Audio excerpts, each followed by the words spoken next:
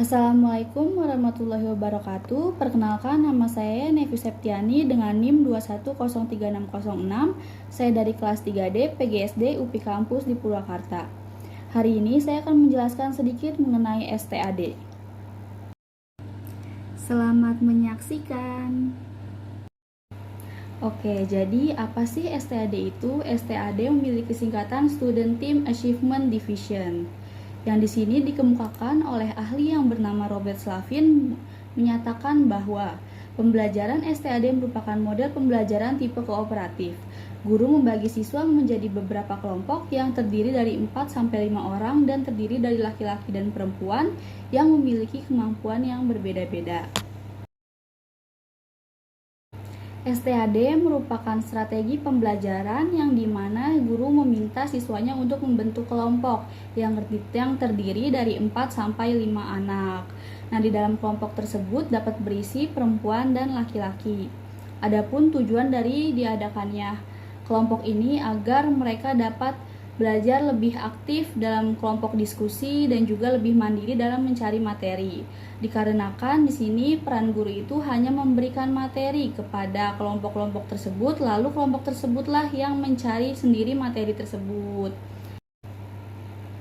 Dalam proses mencari materi sudah dipastikan bahwa para siswa itu memiliki jalan pikiran yang berbeda-beda.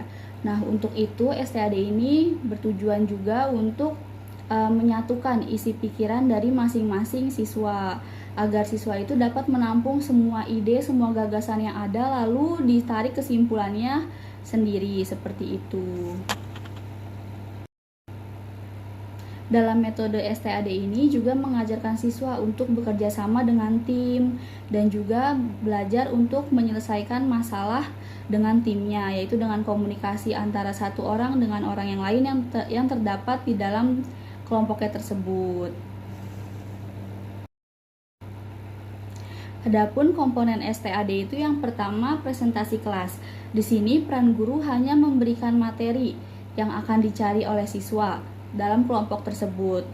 Lalu siswa akan mencari bersama dengan kelompoknya dan akan dipaparkan di depan kelas. Biasanya untuk presentasi kelas ini mereka akan menggunakan media PowerPoint, Word ataupun yang lainnya seperti itu. Dan di dalam presentasi kelas itu akan diadakan pemaparan materi, lalu ada diskusi dan tanya jawab, lalu ada penarikan kesimpulan dari presentasi yang telah dijelaskan, dan yang terakhir ada evaluasian untuk mengetahui apakah siswa lain yang mendengarkan pematerian dari kelompok tersebut benar-benar mengerti atau tidak.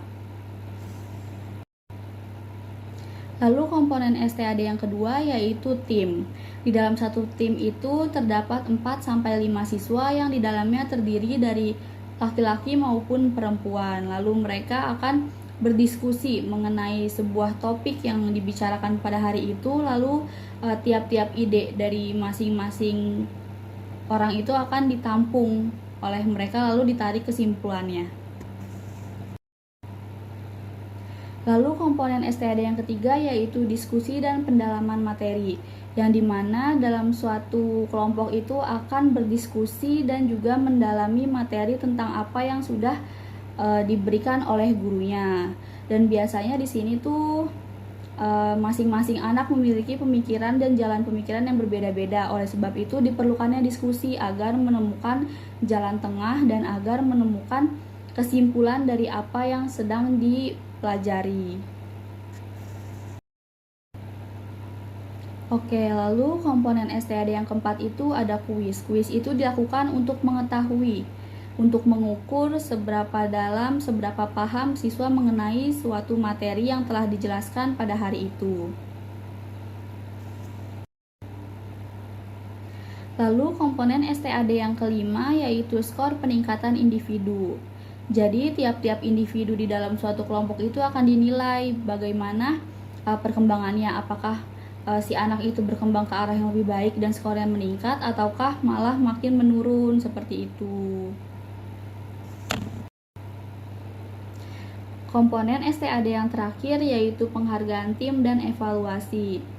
Biasanya kelompok diskusi tersebut akan dinilai dan diberikan apresiasi dan juga diberikan penghargaan apakah tim tersebut sudah bekerja dengan baik ataukah belum, seperti itu. Dan juga diberikan evaluasi sebagai evaluasian murid itu sendiri maupun evaluasi bagi guru, apakah ada yang kurang dalam proses diskusi per itu ataukah sudah baik. Nah, itu akan dilakukan evaluasi baik oleh siswa maupun oleh guru tersebut.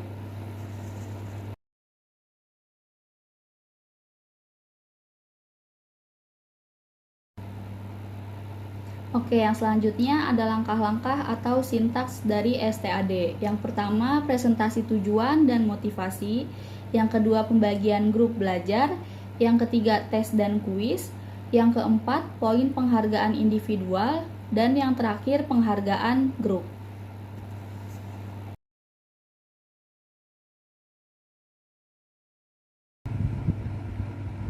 Sumber yang saya gunakan untuk materi STAD kali ini yaitu dari web yang bernama Tripven yang dipublish oleh Ginanjar Adi dan dipublish pada 5 Desember tahun 2020. Terima kasih.